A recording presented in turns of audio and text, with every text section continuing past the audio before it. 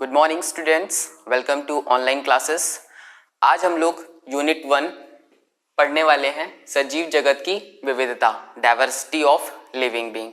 जैसा कि आप सभी को पता है कि इस पृथ्वी पर बहुत सारे जीव जंतु रहते हैं, बहुत सारी वैरायटीज, बहुत सारे जीव जंतु रहने के बावजूद अलग अलग हैबिटेट्स, अलग अलग जगहों पर, अलग अलग कंडीशंस में वो रहते हैं और छोटे से लेकर बड़े तक बहुत सारे जीव जंतु आपस में ऐसे संयोजन से रहते हैं कि वो एक दूसरे को प्रभावित करते हुए भी आपस में एग्जिस्ट करते हैं और रहते हैं एक दूसरे के साथ सामंजस्य स्थापित करके। तो हम देखेंगे कि कुछ जीवित प्राणी भी हैं, कुछ जीवित नहीं भी हैं। तो उनमें अंतर क्या है, जिसे हम कहते हैं सजीव और निर्जीव, उसमें अंतर क्या आता है? सजीवों में क्या ऐसे कौन से लक्षण हैं जिसकी वजह से वो सजीव हैं और निर्जीव में ऐसे कौन से लक्षण हैं जिसकी वजह से वो निर्जीव है। तो हमारा जो पूरा टॉपिक है, पूरा जो हमारा ये चैप्टर है, यूनिट है, वो इसी पर बेस्ड है कि कैसे क्या है सजीव और निर्जीव इस पृथ्वी पर रह रहे हैं, उनमें क्या अंतर है, कैसे उनको कैटेगराइज किया गया है, कैसे उनमें अंतर विभेद करके उनको पढ़ा गया है, अध्ययन किया गया है। तो सबसे पहले हम जानते हैं सजीव क्या है।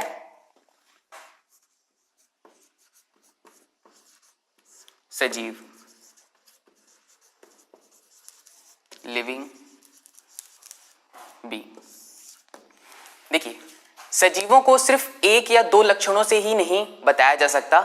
सजीव जो है उनमें कुछ खास तरीके के कैरेक्टर्स, लक्षण होते हैं जिनकी वजह से वो सजीव कहलाते हैं। जैसे उनके खास लक्षण हम बोल सकते हैं ग्रोथ, वृद्धि, मेटाबॉलिज्म जो उनकी क्रियाएं होती हैं अंदर की, रिप्रोडक्शन जो उनका जनन है, ये सारी ऐसी कुछ संवेदनशीलता, ये सारी कुछ ऐसी प्रक्रियाएं हैं जिनके द्वारा ये निर्जीवों से अलग होते हैं। जैसे कि आप आस पड़ोस अपने वातावरण में देखते होंगे निर्जीव और सजीवों में अंतर। तो कुछ तरीकों से बताना आसान भी है, लेकिन कुछ तरीकों से अगर हम साइंटिफिकली बात करें तो थोड़ा टफ भी है। जैसे कि कुछ लोग कहते हैं कि गति, अगर जीवित व्यक्तियों में गति होती है और निर्जीव व्यक्ति मतलब निर्जीव चीजों में गति नहीं होती है। तो आप देख सकते होंगे कि कुछ पौधे होते हैं जो कि डायरेक्शनल ग्रोथ करते हैं। जैसे कि मान लीजिए एक प्लांट है, वो यहाँ पे लगा हुआ है, लेकिन क्या है, वो उसके पेड़ जो हैं वो कुछ यहाँ पे टहनियों में जड़ के द्वारा निकलते हैं। उनकी शाखाएं जो हैं वो आपस में क्या है, एक जगह से दूसरी जगह पे गमन करती हैं। तो आप सीरियसली या फैक्चुअली नहीं बता सकते कि प्लांट जो है वो मोशन कर रहा है तो वो मतलब कि आपका सजीव है कि निर्जीव है, क्योंकि वो एक जगह पे फिक्स है, लेकिन फिर भी क्या है, वो मोशन कर रहा है। तो आप कुछ लोग कहेंगे कि ये क्या है, निर्जीव है क्योंकि एक जगह पे फिक्स है, लेकिन कुछ लोग कहेंगे क्या है, सजीव है क्योंकि ये क्या है, गति कर रहा है। तो इसके कुछ यूनिक कैरेक्टर्स होते हैं जिसकी वजह से आप बता सकते हैं सजीवों और निर्जीवों में अंतर। तो आइए देखते हैं क्या वो अंतर है, क्या वो लक्षण है जो बता सकते हैं सजीवों में और निर्जीवों में अंतर। तो पहला देखिए ग्रोथ।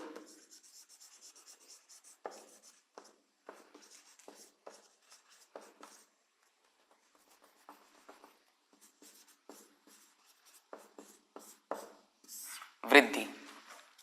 देखिए, ग्रोथ एक ऐसा कैरेक्टर है जो बताता है सजीवों और निर्जीवों में अंतर। अब आपको पता होगा कि हर एक जीवित प्राणी ग्रोथ करता है, उसमें क्या है, दिन प्रतिदिन उसमें क्या है, ग्रोथ करने की क्षमता होती है, जिससे कि क्या है वो वृद्धि करते हैं और आगे की क्या है अपनी जो पॉपुलेशन है, जो जनसंख्या है, उसको बढ़ाते हैं। लेकिन कोई भी निर्जीव चीज, अगर आप निर्जीव चीज की बात करें तो कोई भी क्या है, वृद्धि ग्रोथ नहीं करती है। आपने देखा होगा कि कोई भी अगर मान लीजिए कोई वस्तु है, जैसे कि मान लीजिए पोडियम ही है, तो ये क्या है, कुछ दिनों बाद क्या है, इसका ग्रोथ नहीं होगा, दूसरा पोडियम नहीं बन जाएगा। ठीक है, तो ग्रोथ क्या है, एक ऐसा कैरेक्टर है जो बताता है लिविंग बीइंग को। अब देखिए, ग्रोथ के बाद दूसरा आता है आपका रिप्रोडक्शन।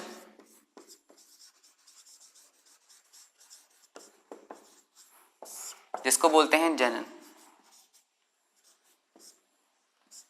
देखिए, रिप्रोडक्शन एक ऐसी प्रक्रिया है जिसके द्वारा सजीव व्यक्ति, सजीव प्राणी क्या है, जनन करके एक नई संरचना को उत्पन्न करता है। अगर मान लीजिए निर्जीव प्राणी की बात की जाए तो कोई भी निर्जीव प्राणी क्या है, प्रजनन और जनन नहीं करता है और क्या है, नई जनसंख्या को नहीं बढ़ाता है। लेकिन अगर हम बात करें रिप्रोडक्शन एक डिफाइनिंग प्रॉपर्टी है कि नहीं है, मतलब एक सिद्धिपूर्ण बात है कि नहीं है, तो फिर आप इसे बोल सकते हैं कि डिफाइनिंग प्रॉपर्टी नहीं है। ग्रोथ भी आपका डिफाइनिंग प्रॉपर्टीज में नहीं आता। ये देखिए, ये इंपॉर्टेंट क्वेश्चन है कि डिफाइनिंग प्रॉपर्टी और नॉन डिफाइनिंग प्रॉपर्टीज क्या होती हैं। कुछ प्रॉपर्टीज ऐसी होती है जिनमें एक्सेप्शन नहीं होता, जिसमें अपवाद नहीं होता। तो ग्रोथ जो है उसमें अपवाद है। अब आप बोलेंगे कि सर डिफाइनिंग मतलब आपने बोला कि कैरेक्टर्स भी हैं लेकिन क्या है, अपवाद भी है। तो देखिए, अगर कभी भी प्रश्न आता है आपका कि सजीव प्राणी क्या है, तो आप बोल सकते हैं सजीव प्राणी वो प्राणी है जिनमें ग्रोथ, रिप्रोडक्शन, मेटाबॉलिज्म, मतलब वो सारी प्रक्रियाएं आए, वो क्या है, सजीव प्राणी कहलाते हैं। लेकिन अगर पूछ लेता है, कभी कभी प्रश्न पूछ लेता है कि इनमें से कौन सी ऐसी लक्षण है, कौन से ऐसे कैरेक्टर्स हैं जो डिफाइनिंग प्रॉपर्टी हैं, जो इसके मेन आपके बोल सकते हैं मेन जो है लक्षण है जिसमें कोई अपवाद नहीं है, तो उसमें आता है आपका मेटाबॉलिज्म। इसको बोलते हैं उपापचयी क्रियाएं।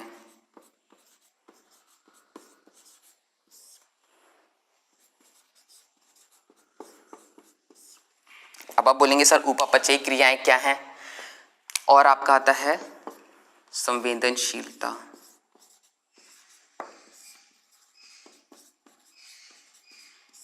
इसे बोल सकते हैं आप कॉन्शियसनेस।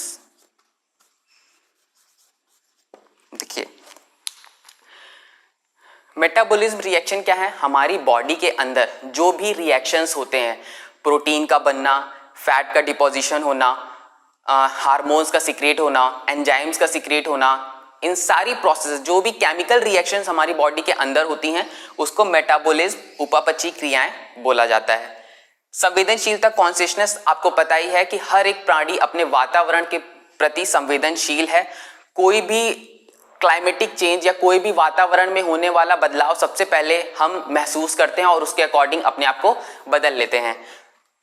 तो अब आपने बोला अपवाद, मैंने बोला अपवाद, तो आप कैसे समझेंगे अपवाद? देखिए, ग्रोथ क्या है, जैसे मान लीजिए कोई भी निर्जीव पत्थर है, मान लीजिए ये पत्थर पड़ा हुआ है।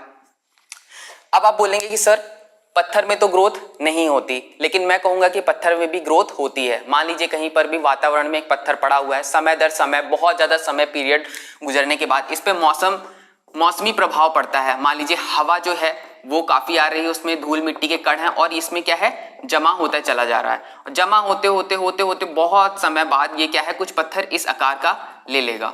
तो देखने में क्या है, पहले ये छोटा था लेकिन बहुत समय बाद देखने पर ये क्या है, बड़ा हो गया, साइज में अंतर हो गया। तो ये क्या है, आप बोलेंगे इसमें ग्रोथ तो हुई, पहले छोटा था फिर बड़ा हुआ, ग्रोथ तो हुई। भले ही आपकी ग्रोथ जो है वो दूसरे प्रभावों से हुई, लेकिन ग्रोथ हुई इसकी, तो इसलिए क्या है, ये अपवाद आता है। जैसे आपने माउंटेन्स, पहाड़ देखे होंगे, आपने पहाड़ों का जो है वो बनना देखा होगा, बनना जानते होंगे कैसे बनता है। पहले छोटा सा पहाड़ रहता है, फिर क्या है, धीरे धीरे पानी और हवा इन सब के प्रभाव से क्या है, ये जो है बड़े बड़े माउंटेन्स जो हैं वो फॉर्मेशन होती है। तो क्या है, पहाड़ों का भी क्या है, ग्रोथ होती है, पहाड़ों की भी क्या है, ग्रोथ होती है, जिसकी वजह से ग्रोथ एक वेल डिफाइनिंग प्रॉपर्टी नहीं है, एक सिद्धपूर्ण फैक्ट नहीं है जिससे आप बता सकें कि ये सजीवों का ही लक्षण है। रिप्रोडक्शन की बात करें, अब आप बोलेंगे कि पौधे भी रिप्रोडक्शन करते हैं और ह्यूमंस भी रिप्रोडक्शन करते हैं, सारे प्राणी जो हैं वो रिप्रोडक्शन करते हैं, तो फिर रिप्रोडक्शन में क्या अपवाद है? तो आप जानते होंगे कि कुछ ऐसे प्राणी हैं जो रिप्रोड्यूस नहीं कर सकते, मतलब वो जीवित तो हैं, सजीव तो हैं, लेकिन फिर भी क्या है, वो रिप्रोडक्शन की पावर उनमें नहीं होती है।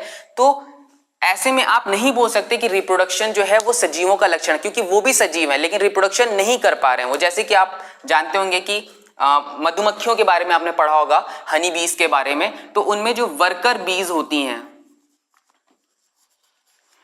जो श्रमिक मधुमक्खी होती है, वो रिप्रोड्यूस नहीं कर पाती है, उसके अंदर रिप्रोडक्शन की क्षमता नहीं होती है। और आप जानते होंगे, आपने पढ़ा होगा खच्चर के बारे में, खच्चर जो होते हैं वो भी रिप्रोड्यूस नहीं कर सकते। घोड़े और गधों के हाइब्रिड से जो आपके प्राणी बनते हैं, जो आपके जीव बनते हैं, वो खच्चर कहलाते हैं। इसमें दो होते हैं, म्यूल और हिनी।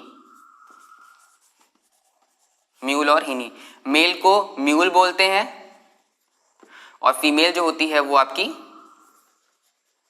ही नहीं होती है। ये भी क्या होते हैं, स्टेराइल होते हैं, इनफर्टाइल होते हैं, जिसकी वजह से क्या है, ये रिप्रोडक्शन जो है वो वेल डिफाइनिंग प्रॉपर्टी नहीं है। आपके ह्यूमंस कपल भी होते हैं, कुछ ह्यूमंस भी हैं, एग्जाम्पल ले सकते हैं आप ह्यूमंस, ये भी क्या है, स्टेराइल होते हैं, स्टेराइल और इनफर्टाइल।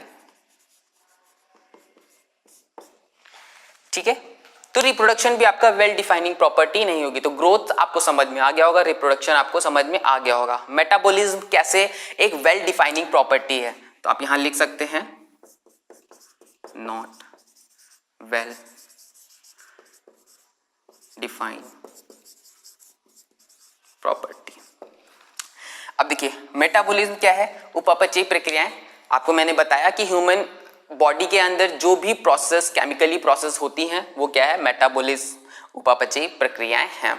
अब देखिए जो भी हमारे बॉडी के अंदर प्रोसेसेस होती हैं, अगर उसको लेबोरेटरी में जाके या प्रयोगशाला में जाकर अगर उसकी रिएक्शंस कराई जाए, उन केमिकल्स का फॉर्मेशन किया जाए, तो वो इजिली हो जाती है। मतलब हमारे शरीर के अंदर या इस प्रकृति में जो भी केमिकल रिएक्शंस हैं अगर बॉडी के अंदर हो रही हैं तो उसको लैब में किया जा सकता है। इसलिए ये सिद्धपूर्ण आपका फैक्ट है, उपापचयी प्रक्रियाएं जो हैं वो वेल डिफाइनिंग प्रॉपर्टी हैं, क्योंकि लिविंग बींग्स में कोई भी केमिकल रिएक्शंस होगी तो वो बाहर भी की जा सकती है, इसलिए इसमें कोई एक्सेप्शन नहीं है, इसलिए ये एक वेल डिफाइंड प्रॉपर्टी है। कॉन्शियसनेस संवेदनशील, इस पृथ्वी पर जितने भी जीवित सजीव प्राणी हैं उनमें संवेदनशीलता है, चाहे वो प्लांट ले लीजिए, चाहे वो एनिमल्स में कोई भी आप मतलब एनिमल ले लीजिए, वो संवेदनशील हैं। प्रकृति में थोड़ा सा भी परिवर्तन वो मतलब महसूस करते हैं, समझ लेते हैं और उसके अकॉर्डिंग अपने आप को रिस्पॉन्ड करते हैं। ठीक है, तो आई होप कि आपको समझ में आ गया होगा लिविंग बीइंग्स और नॉन लिविंग्स में क्या डिफरेंसेस हैं, जिसमें से कभी कभी पूछ लेता है कि डिफाइनिंग प्रॉपर्टीज क्या हैं, तो मेटाबॉलिज्म और कॉन्शियसनेस। बाकी ग्रोथ और रिप्रोडक्शन क्यों नहीं है वो भी मैंने आपको बता दिया है।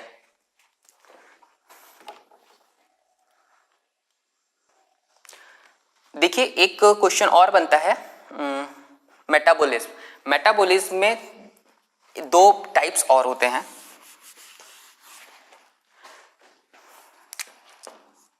एक होता है कैटाबोलिक रिएक्शंस, एक होता है एनाबोलिक रिएक्शंस। देखिए कैटाबोलिक रिएक्शंस वो रिएक्शंस होती हैं जिसमें कोई भी कंपाउंड ब्रेक होता है और उसमें से एनर्जी रिलीज होती है। एनाबोलिक रिएक्शंस वो रिएक्शंस होती हैं जिसमें कोई भी कंपाउंड्स आपस में एसोसिएट करके आपस में मिलकर एक नया कंपाउंड बनाते हैं और एनर्जी का मतलब कि बाउंड करते हैं, एनर्जी को बांधते हैं। अब कैटाबोलिक को समझना है तो एक सिंपल से एग्जांपल से आप समझ सकते हैं। रिस्पिरेशन की जो श्वसन वाली जो क्रियाएं होती हैं वो कैटाबोलिक रिएक्शंस कहलाती हैं। आप लिख सकते हैं रेस्पिरेशन प्रोसेस। अब आप बोलेंगे सर रेस्पिरेशन प्रोसेस में क्या होता है, तो आपने पता होगा कि सेल में माइटोकॉन्ड्रिया होता है। माइटोकॉन्ड्रिया में जब आपका ग्लूकोज आता है और ग्लूकोज जो है ब्रेक होता है तो कार्बन डाइऑक्साइड और आपका इसमें कार्बन डाइऑक्साइड और वाटर में ब्रेक होता है और एनर्जी रिलीज होती है। तो क्या है, ग्लूकोज है आपका, ठीक है, वो क्या है माइटोकॉन्ड्रिया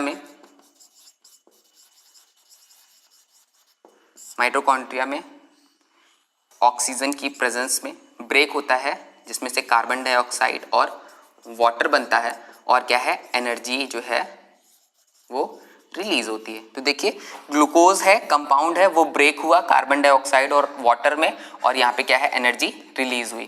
तो एनर्जी रिलीज हुई, कंपाउंड का ब्रेक होना कैटाबोलिक रिएक्शंस कहलाते हैं। एनाबोलिक रिएक्शंस में सेम इसका उल्टा, आपने फोटोसिंथेसिस की प्रोसेस पढ़ी होगी। फोटोसिंथेसिस की प्रोसेस में क्या होता है, फोटोसिंथेसिस प्रकाश संश्लेषण आपको पता होगा। इसमें क्या है, कार्बन डाइऑक्साइड और वाटर आपस में मिलते हैं, बंधते हैं, एसोसिएट होते हैं किसकी प्रेजेंस में, क्लोरोफिल की प्रेजेंस में, क्लोरोफिल की मौजूदगी में और सनलाइट की प्रेजेंस में, सनलाइट की प्रेजेंस में, और बनता है ग्लूकोज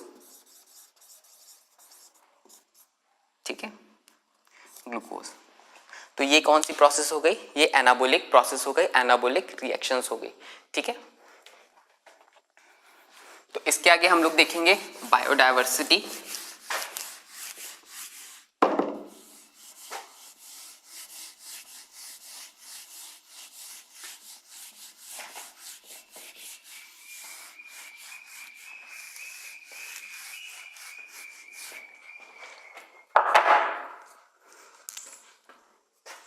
जैव विविधता जिसे बोलते हैं बायो डाइवर्सिटी। देखिए, जैसा कि मैंने आपको शुरुआती लेक्चर में बताया था कि इस पृथ्वी पर बहुत सारे जीव जंतु आपस में एसोसिएट होकर आपस में संयोजन बनाकर रहते हैं और एक दूसरे को लाभ भी पहुंचाते हैं और कुछ की प्रभावों की वजह से हानि भी होती है, जो कि हमारे लिए इस पूरे इकोसिस्टम में बहुत ज़्यादा लाभकारी होती है। ठीक है, जैसे कि फॉर एग्जांपल मैं बता दूं, जैसे कि आप लोग सभी लोगों को मच्छर बिल्कुल पसंद नहीं होंगे, लेकिन मैं बता दूं फ्रांस में एक बार क्या हुआ था कि लोगों को इतना ज़्यादा मच्छरों से प्रॉब्लम हुई थी कि उन्होंने वहाँ पे सारे मच्छरों को ख़त्म करने की कोशिश की और उन्होंने क्या किया, सारे मच्छर को खत्म भी कर दिया। पर क्या हुआ, वहां पे देखा गया कि बहुत ज्यादा प्रॉब्लम्स क्रिएट होने लगी, बहुत सारी नई नई तरीके की बीमारियां उत्पन्न हुई। तो वहां पे उन्होंने समझा कि मच्छर भी लाभकारी हैं, भले ही हमको वो नुकसान पहुंचाते हैं किसी भी ना किसी तरीके से, पर वो हमारे इकोसिस्टम में हमारे लिए कहीं ना कहीं इनडायरेक्टली फायदेमंद भी हैं। तो जैव विविधता बायोडायवर्सिटी में क्या होता है कि कोई भी एक स्थान पर, किसी भी स्थान पे विभिन्न तरीके के लोगों का, विभिन्न तरीके के प्राणियों का आपस में सामंजस्य बनाकर रहना ही बायोडायवर्सिटी कहलाता है। अब मैं एक आपको एग्जांपल देता हूं, उससे आप समझेंगे कि मान लीजिए आपके पास, आप एक गार्डनर हैं और आपके पास 3 क्यारियां हैं सेम साइज की। इसमें क्या किया आपने, 5 तरीके की सब्जियां लगाई जो कि क्या है, एक तरीके की है। मान लीजिए आपने पोटैटोज लगाए। फिर क्या किया, 5 प्रकार के आपने क्या किया, टोमेटोज लगा दिए। फिर क्या किया, 5 प्रकार के आपने चिलीज लगा दी। ठीक है, और 5 प्रकार के आपने क्या लगा दिए, मान लीजिए बैंगन लगा दिए, ब्रिंजल्स लगा दिए। ठीक है, मतलब आलू लगाए, टमाटर लगाए, मिर्च लगाई और क्या लगाए, ब्रिंजल्स लगाए। अब आपने इसमें क्या किया, इसमें आपने क्या किए, आपने 10 जो हैं वो पोटैटोज लगा दिए। ठीक है, और जो आपने क्या है, 5 जो है आपने चिलीज लगा दी और 5 जो हैं वो आपने क्या लगा दिए, ब्रिंजल्स लगा दिए। अब आप देख रहे होंगे कि क्यारियां जो हैं वो सेम है, जो पौधों की संख्या है वो भी सेम ली है मैंने, क्योंकि मैं आपको अंतर समझा दूं कि क्या डिफरेंसेस हैं। ठीक है, और इसमें क्या किया, इसमें भी सेम संख्या ली, लेकिन इसमें क्या है, इसमें आपने 10 पोटैटोज लगाए, मतलब आलू लगाए, और आपने 10 क्या किए, ब्रिंजल्स लगा दिए, बैंगन लगा दिए। अब आप देख रहे होंगे ए है, बी है, सी है। अब आप देख रहे होंगे कि क्यारी 1, क्यारी 2 और क्यारी 3, मतलब ए बी सी में 5 5 5 5 मतलब 4 वैरायटीज हैं आपके पास। इसमें क्या है, आपके पास 3 वैरायटीज हैं और इसमें 2 वैरायटीज है। तो आप खुद समझ गए होंगे बायोडाइवर्सिटी किस में है। तो ए की बायोडाइवर्सिटी बी से ज्यादा है, क्योंकि इसमें विविधताएं, अंतर, जो आपके डिफरेंसेस हैं वो बहुत ज्यादा हैं। ठीक है, और बी के मुकाबले में सी जो है वो इसमें ज्यादा बायोडाइवर्सिटी है। मतलब समझिए कि कोई भी पॉपुलेशन जो है, जब वो डिफरेंट टाइप्स की पॉपुलेशन या जब बहुत तरीके की पॉपुलेशन आपस में होती है तो बायोडाइवर्सिटी ज्यादा होती है, विविधताएं ज्यादा होती हैं। ठीक है,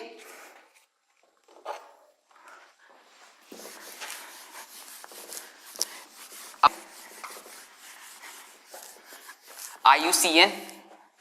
अब IUCN क्या है,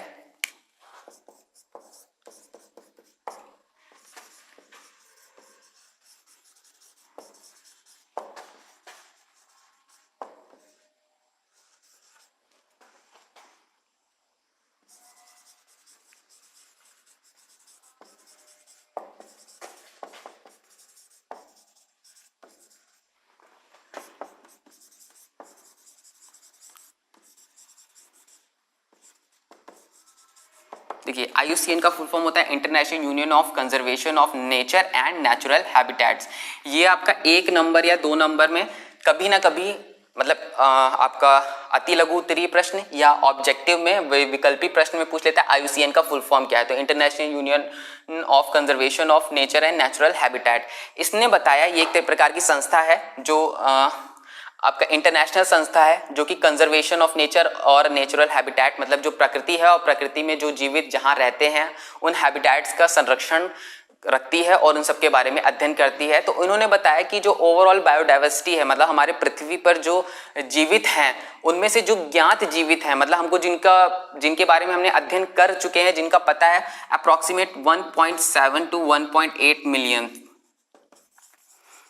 ये पॉइंट्स भी पूछता है कि कितने मिलियन है, 1.7 1.8 मिलियन इंपॉर्टेंट है, याद रखिएगा। पूछ लेता है 1 नंबर में कि कितने मिलियन जो है वो पॉपुलेशन है मतलब कितने 1.7 1.8 मिलियन इंपॉर्टेंट है, याद कर लीजिएगा। ठीक है, अगर मैं आपको इसको ऐसे ओवरऑल बताऊं तो पूरी पृथ्वी में अगर बात की जाए एनिमल्स और प्लांट्स की तो 71% जो है वो आपके एनिमल्स हैं।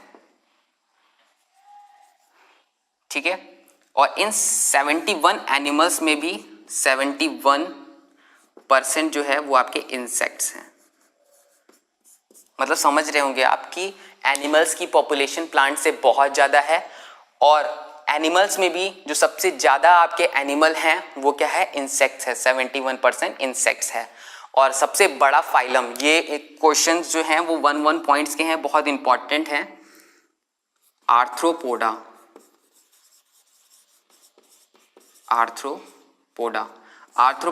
फाइलम है, एक संघ है,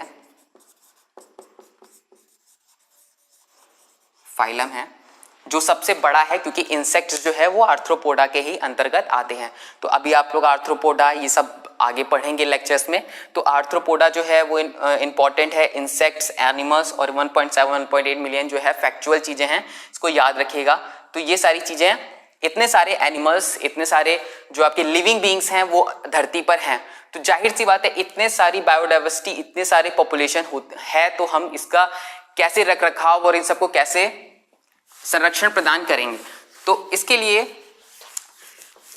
एक ब्रांच बनाई गई जिसमें सबसे पहले क्या है, इन पौधों को, इन एनिमल्स को देखा जाए, समझा जाए, उसके बाद इनको क्या है कैटेगरीज बनाई जाए, इनको ग्रुप्स में बांट दिया जाए जिससे क्या है इनका अध्ययन आसान हो, इनका रखरखाव आसान हो।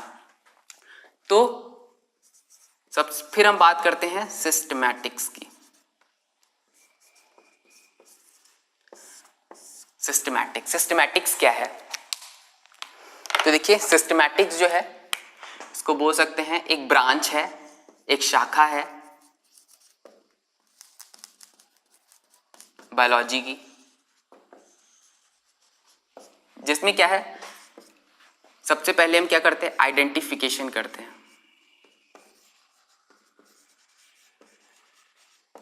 आइडेंटिफिकेशन देखिए, सबसे पहले अगर आप किसी अनजान व्यक्ति से मिलते हैं, कोई भी अननोन व्यक्ति है, तो उससे पहले सबसे पहले आप क्या करते हैं, सबसे पहले आप उनसे पहचान करते हैं कि वो व्यक्ति है कौन, जीवित है, नॉन मतलब कि लिविंग है, नॉन लिविंग है, कि कोई प्रकार का एनिमल है। ठीक है, वो सारी चीजें तो आइडेंटिफिकेशन करते हैं, सबसे पहले परिचय करते हैं। ठीक है, उसके बाद क्या करते हैं,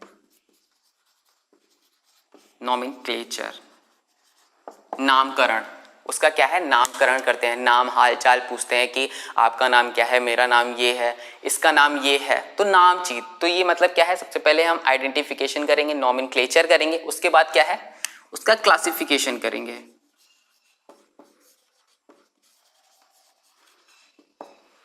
मतलब वर्गीकरण,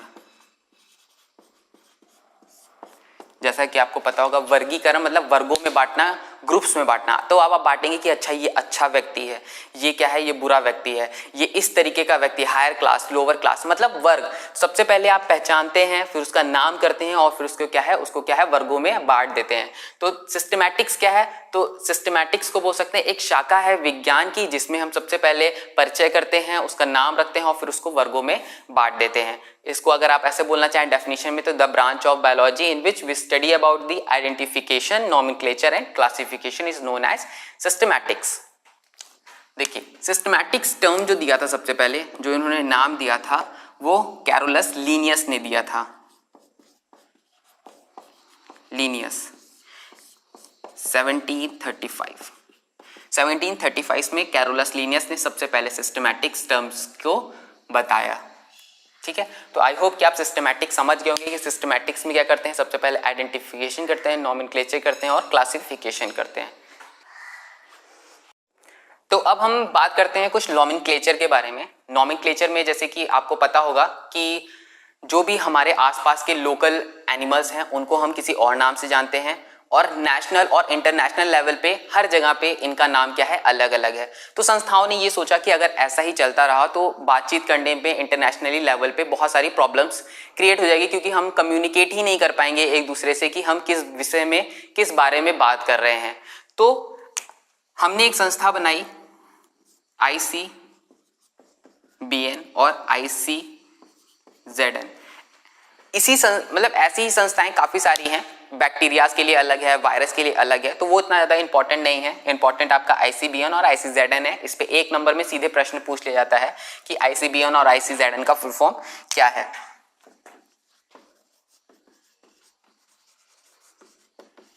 तो इसका फुल फॉर्म है international code of botanical nomenclature. ICZN का है international code of zoological nomenclature. मैं लिख देता हूं।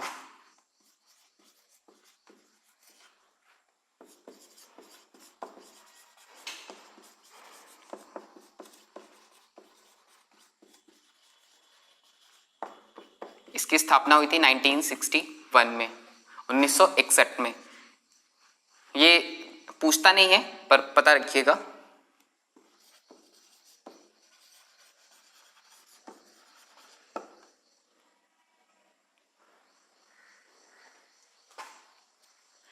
इंटरनेशनल है,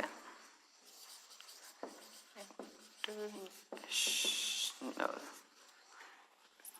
उसको भी लिख लीजिएगा, इंटरनेशनल कोड ऑफ, ये आपका जूलॉजिकल है, जूलॉजिकल नॉमेनक्लेचर। इसकी स्थापना हुई थी 1964 में, 1964 में। तो ये जो है ICBN और ICZN, इनके द्वारा जो भी नाम रखे जाते हैं वो विश्व लेवल पे मान्य होते हैं। दुनिया में कहीं पर भी किसी का भी लोकल नाम हो, चाहे किसी का कहीं पर का भी नाम हो, ICBN और ICZN द्वारा इंटरनेशनली जब भी बात होगी तो उनका नाम वही रखा जाएगा। जैसे कि आपको पता है आम का क्या है, मैंगीफेरा इंडिका, वीट का है ट्रिटिकम एस्टिवम। तो ये सारे नाम हैं जो कि क्या है, इंटरनेशनल लेवल पे बोले जाते हैं, और आपको भी पता होना चाहिए। धीरे धीरे आपको भी याद हो जाएंगे सारे। शुरुआती दौर में किसी को भी नहीं याद होते हैं, जैसे जैसे आप पढ़ेंगे, जैसे जैसे आप समझेंगे, आपको भी पता हो जाएंगे। ठीक है, तो अब हम बात करते हैं बायनॉमियल नॉमेनक्लेचर की।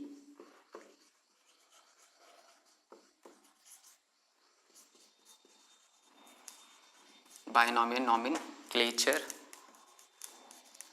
जिसको बोलते हैं द्विनाम पद्धति।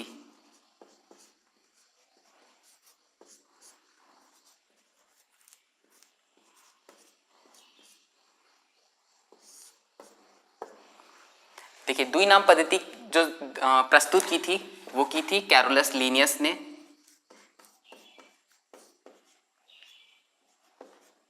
कैरोलस लीनियस ने सबसे पहले द्विनाम पद्धति को प्रस्तुत किया था। द्विनाम पद्धति क्या होता है? द्विनाम पद्धति में किसी भी जीवित प्राणी का जब भी हम नॉमेनक्लेचर करेंगे, नामकरण करेंगे, तो उसमें दो नाम होने आवश्यक है।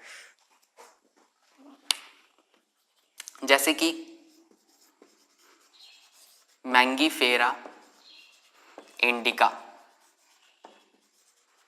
अगर हम मैंगीफेरा इंडिका की बात करें तो इसमें दो नाम हैं, एक है मैंगीफेरा, दूसरा है इंडिका।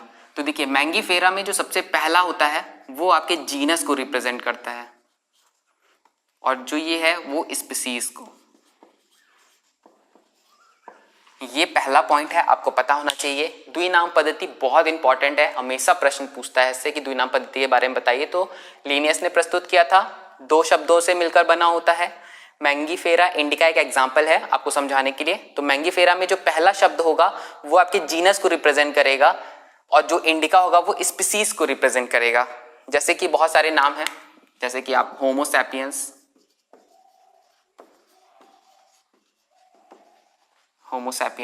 ये भी देखिए 2 से मिलकर बना है। और देखिए सोलेनम मेलंजीना बैंगन को बोलते हैं, ब्रिंजल।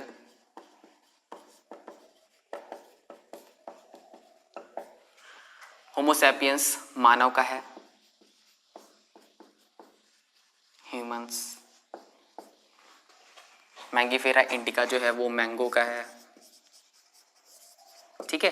तो Mangifera indica, Homo sapiens, Solanum मेलंजीना, lycopersicum esculentum, बहुत सारे नाम हैं जो 2 ही शब्दों से मिलकर बने होते हैं, जिसमें पहला जीनस है, दूसरा स्पीसीज है। इनकी ओरिजिन कैसी होती है? ये लैटिन शब्द होते हैं। ये कैसे होते हैं?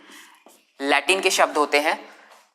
जैसे मैंगीफेरा इंडिका है, हमारे यहाँ लोकल में तो कोई ऐसे बोलता नहीं है, तो लैटिन क्या है? ये लैटिन ओरिजिन है। ओरिजिन कैसी है इनकी? उत्पत्ति जो है वो लैटिन है, ठीक है। अगर इसको क्या है प्रिंटेड किया जाता है, अगर मान लीजिए हमने इसको प्रिंट किया तो इसको कैसे लिखेंगे? इटली में लिखेंगे, इटैलिक, ठीक है। प्रिंटेड करेंगे तो इटैलिक। अगर हमने हैंड रिटन किया है तो, अगर हैंड रिटन है तो क्या है? अंडरलाइन करेंगे। तो क्या है? अंडरलाइन करेंगे। मतलब क्या है? अगर आपका क्या है, ये लैटिन ओरिजिन की है, अगर आप इसको प्रिंट करवाते हैं, कोई भी अगर नाम है उसको अगर आप प्रिंट करवा रहे हैं तो वो मतलब इटैलिक होना चाहिए। अगर वो हैंड रिटन है तो क्या है? अंडरलाइन होना चाहिए। उसकी क्या है? लैटिन ओरिजिन को दिखाने के लिए, मतलब ये लैटिन ही ओरिजिन का है, इसको दिखाने के लिए ये क्या है? ये प्रोसेस करते हैं। कभी कभी क्या है, कुछ वैज्ञानिक अपना नाम भी जोड़ देते हैं। अगर अपना वैज्ञानिक नाम जोड़ते हैं तो मैंगीफेरा इंडिका के बाद अपना नाम जोड़ देंगे, जैसे यहाँ पे लिनी। ये इन्होंने लीनियस नहीं दिया था, इसलिए मैंगीफेरा इंडिका लिनी भी बोलते हैं, ठीक है। कभी कभी क्या होता है कि 3 नाम भी हो जाते हैं, 3 शब्द भी जुड़ जाते हैं। तो जब 3 शब्द जुड़ेंगे, जैसे कि आपका गोरिल्ला गोरिल्ला गोरिल्ला, एक एग्जांपल ले लेते हैं, गोरिल्ला गोरिल्ला गोरिल्ला। तो इसमें क्या होगा? एक क्या होगा? पहला जीनस होगा, दूसरा क्या होगा? स्पीसीज होगा, और तीसरा जो होगा वो सब स्पीसीज होगा,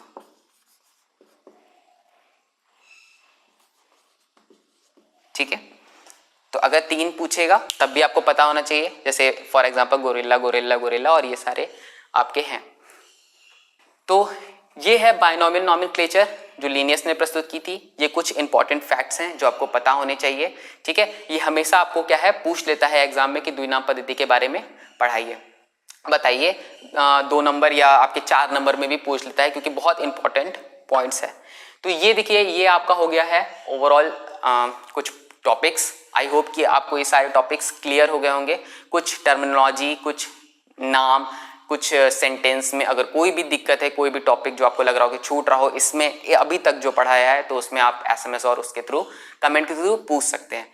देखिए जैसा कि आप लोग सोच रहे होंगे कि 30% आपको सिलेबस जो है वो लेस हो गया होगा, कि कुछ टॉपिक्स जो हैं वो हट गए होंगे, मतलब कुछ चैप्टर्स हट गए होंगे। तो ऐसा कुछ नहीं है। जो टॉपिक्स हैं, मान लीजिए जो इम्पॉर्टेंट नहीं लगते हैं, वो क्या है आपके वो काटे गए हैं आपके चैप्टर्स में से, पूरे टॉप मतलब पूरे चैप्टर्स नहीं काटे गए हैं। तो ऐसा मत सोचिएगा, पढ़ना आपको ओवरऑल उतना ही है। ये है कि कुछ टॉपिक्स जो हैं वो काट लिए गए हैं। तो ऐसा ना हो कि आप पुरानी बुक से पढ़ रहे हो और आपको कुछ टॉपिक्स मिले तो आपको लगे कि नहीं सर ने ये नहीं पढ़ाया, वो नहीं पढ़ाया। तो जो भी आपको मिल रहा है वो करंट टॉपिक से, करंट आपके सिलेबस से है, कुछ भी छूटेगा नहीं। मन लगा के पढ़िए। भले ही आपका ऑनलाइन क्लासेस चल रहा है, कोई देखने वाला नहीं है, लेकिन फिर भी क्या है, आप अपने फ्यूचर के लिए तैयार रहिए, क्योंकि अभी का जो फेज़ है वो काफ़ी टफ फेज़ है। जो भी आप सोच रहे हैं कि मुझे यहाँ जाना है, मुझे ये अचीव करना है, वो थोड़ा सा रास्ता जो है वो टफ हो गया है आपका, तो मेहनत जो है वो थोड़ी और लोगों से आपको ज़्यादा बेहतर करनी है। समय बहुत कठिन है, लेकिन आपकी परिस्थितियाँ आप पे भी डिपेंड करती हैं, आप जैसा उसको ढाल लें। तो ये सारे टॉपिक्स हैं, आई होप कि क्लियर हो गया होगा। आज के लिए बस इतना ही, नेक्स्ट क्लास में हम इससे आगे का आपको बताएंगे। Okay, thank you, have a nice day.